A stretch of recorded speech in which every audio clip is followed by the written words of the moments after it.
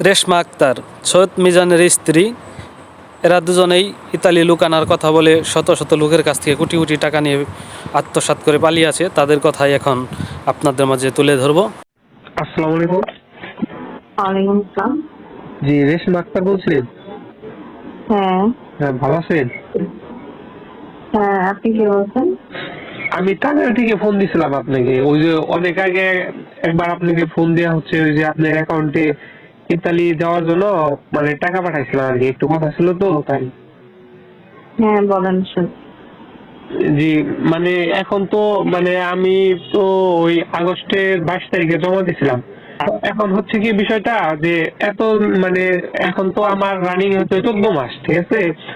শুনেন, আপনি যেহেতু জানেন যে এই সিস্টেমটা আছে, যে কাগজ জমা দিতে বা যার মাধ্যমে কাগজটা বের হইছে তার অবশ্যই এই হেডেকটা আছে এবং সে এই ইনফরমেশনটা জানে যে আমার যেহেতু আমি কাগজ বের করছি এবং আমি তাদের কাছ থেকে টাকা নিয়ে কাগজ তাদের দিয়েছি, যেহেতু সরকার এই সিস্টেম করছে, অবশ্যই আমার যদি লোকগুলো আনতে হয় এবং আমি যদি লোকগুলো না আনতে পারি আমাকে এই টাকাগুলো ফেরত দিতে হবে।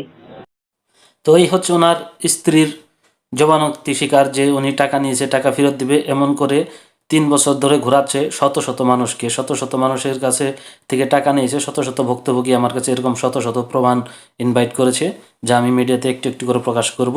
যতদিন পর্যন্ত ওনারা সকলের টাকা পরিশোধ না করবে ততদিন পর্যন্ত প্রত্যেক দিন ভিডিও চলবে।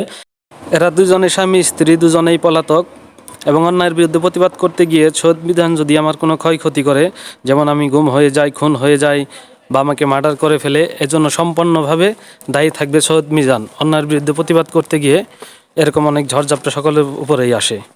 I don't care.